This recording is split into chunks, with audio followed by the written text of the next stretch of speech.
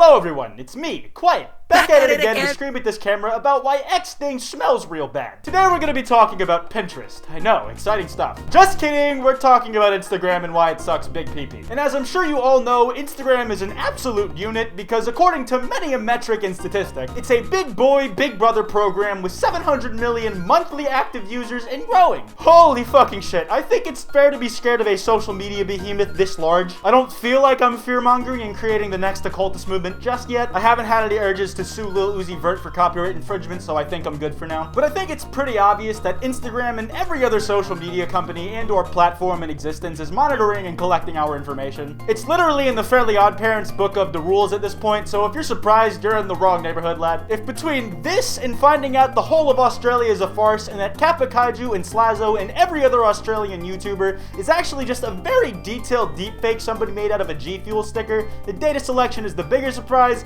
I'm very sorry, my friend, the neuro disease is terminal. But that doesn't mean I'm not gonna complain about it being owned by Facebook regardless. I don't have talent. Fucking save me. So way back in 2012, Facebook bought Instagram for like $1 billion. Major money moves over there. They also bought WhatsApp for like 19 billion in 2014, but that's completely irrelevant to this. But how long until you think Disney ends up buying out both Facebook and then Tesla? But anyways, Facebook had the whole shebang where like 87 million users or something had their information breached. And they had this epic party time thing in the Senate where they drank real good and Zucky Bear sat on a booster seat to talk to the big kids. And I'm sorry that Instagram has to suffer as a result of this, but by guilt of association with Facebook, I have to call them gay. It's the same parent company, so the same distrust that I have of Facebook carries over to Instagram to a degree, though not nearly as heavily because it seems like those two play on two different rule sets, which I'm personally okay with. So Instagram gets off easy just for now on this topic. I just needed to bring this up to mention that Facebook ain't so epic, my guys. Okay, so firstly with the advertisements. Remember when I said that Instagram was gonna get off kinda easy for being associated with Facebook? Well, that was only if Facebook could keep it in its pants and to itself, which it couldn't. You guys might remember a time when Instagram showed you all the pictures that got posted in the order that they got posted. But in that strange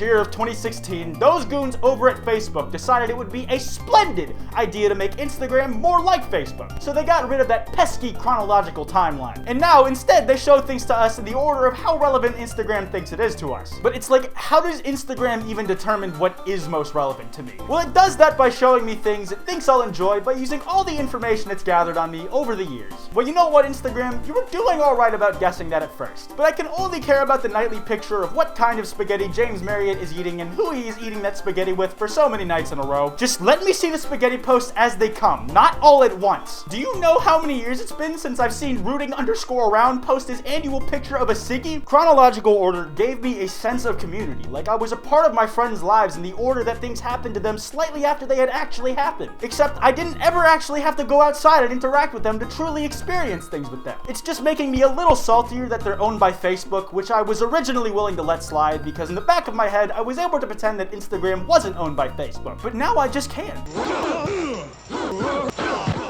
One of my many passions in life, outside of binge-watching shows a year after they finished and making fun of strangers on the internet, is definitely doing activist work for night modes on all social media platforms. A lot of social media websites are already starting to catch on. Both Reddit and Twitter have onboard night modes now. YouTube has a night mode on both mobile and on desktop, though when you go to your creator dashboard on YouTube, there's no night mode there. So when I'm using YouTube normally at 3 a.m. and then I decide to go to my creator studio, it just throws everything into chaos like when the Fire Nation attacked. You win some, you lose some. Other companies have been very forward-thinking, like Discord, with a default layout as a dark theme. It's very progressive and is just objectively a better aesthetic. If you use light mode Twitter or something, that's shameful, but if you use light mode Discord, you are literally subhuman. There's no two ways about it. Get away from me. And with that being said, it seems like it's the natural order of things that if heavy hitters like Twitter, Reddit, and YouTube have already gone for a night mode, shouldn't Instagram be soon to follow suit? Nope, there is no Instagram night mode. Well, actually, there is an Instagram night mode if you do some funky shit with third-party programs, or if you're on an iPhone and you give in and just decide to invert the colors on your iPhone. And sure, this may make all the pictures your friends are posting on Insta look like effigies that Satan himself has given his blessing to bring into the world, but it's easier on the eyes in a sense, if you know what I mean.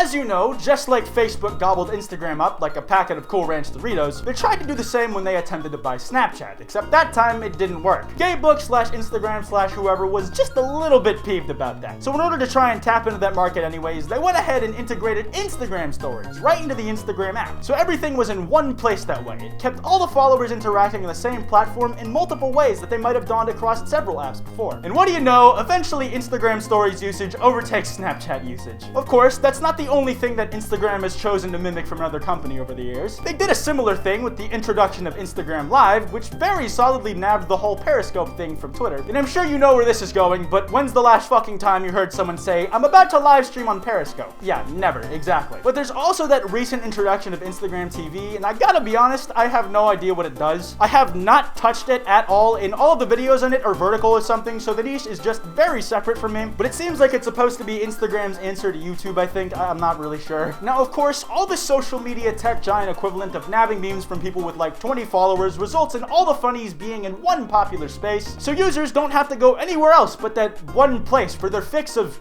everything, at least depending on who they are. And because they all have these features in one platform, it makes it easier to integrate them with each other. Like, I'm pretty sure you can make your Instagram live streams part of your story after you've had one, and each little interval of a certain amount of time in that stream will become part of your story. And they have done some cool stuff to expand on these features that I haven't seen on the things they originally copied from. Like, they have this Q&A thing on Instagram stories that makes it pretty easy to interact with followers and whatnot, but it also gives me things to post in my story besides images of me hopping around a blue box for a couple seconds. So, credit where credit is due. He can cook his own, dummy. He doesn't have to buy the packets. Instagram is very much a mobile-based site. It's made to be used on a phone and/or tablet. If you use it on desktop, Instagram deems you as a second-class citizen already. And don't even think about using that shit on a console. That's some fucking public enemy #1 type shit. Like, you can't post images or videos to your Instagram account from desktop. You can only really view things, which is one thing. If I could at least browse other people's Instagrams in peace on the desktop version, I could live with that. But not even looking at things is sacred on desktop. First of all, you're lucky if you even managed to get on the website through your browser. I remember it did this thing for the longest time where I just couldn't get the Instagram website on Chrome. So whenever I needed to screenshot something for a video, I had to open fucking Microsoft Edge in order to look at what I needed. And you could argue that that's a fault of Google for not optimizing for Instagram desktop, but shut up. What I really like about Twitter is that I can be retarded on it from wherever, whether that's on my desktop, on the go, while taking a shit. Nothing is stopping me from showing my unbridled idiocy to the world except my own internet connection. And honestly, Instagram just doesn't let me have that same freedom. Since it's primarily image-based, more thought goes into what I post because I have to take the picture intentionally. I gotta caption it intentionally. There is a lot more intent behind it, at least in my experience. So I have just a little bit more thought before I post something onto Instagram than I do Twitter. And I would like to be able to do that on desktop and on my phone as well. Like, when I Photoshop myself to have massive tits, I've already had to send that image to my computer once so that I can edit it there. So please don't make me send it back to my phone because the only place I can post photos on is mobile. That's gotta be against the Geneva Convention somewhere, man. The closest thing there is to desktop support for Instagram that lets you post shit, at least in an official capacity, is the Instagram app on the Windows Store, and I'm pretty sure you can only post your story there, and either way, it's annoying as fuck getting the Windows notification sound just because someone liked one of my pictures. There's also Android emulators you can get, and then you can download the Instagram Android app from there, but that's a lot of work. Honestly, I'm not really sure if the lack of desktop support bothers me because of the lack of accessibility, or rather because it proves that we are a society becoming more and more attached to our phones, since the biggest social media platform is phone-centric. I don't mean that in a phones are bad kind of way, I mean that in a I'm a real gamer, the only machine I'll ever need is my gaming battle station kind of way. But this proves that that statement is a lie.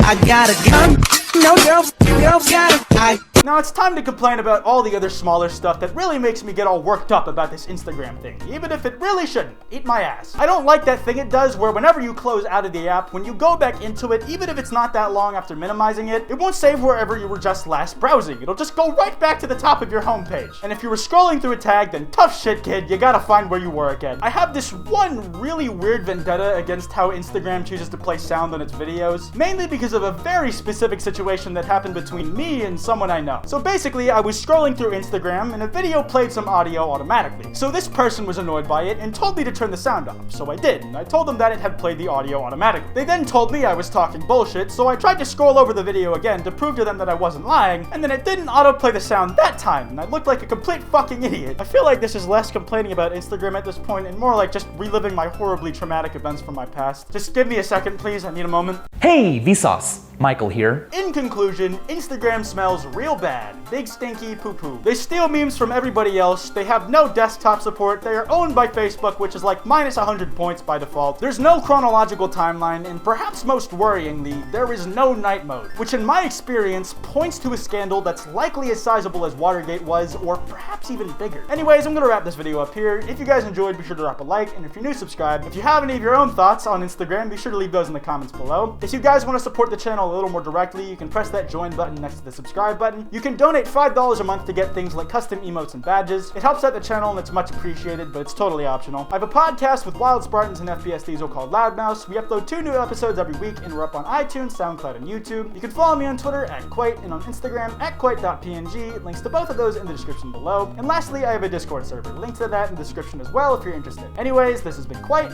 and I'll see you guys next time.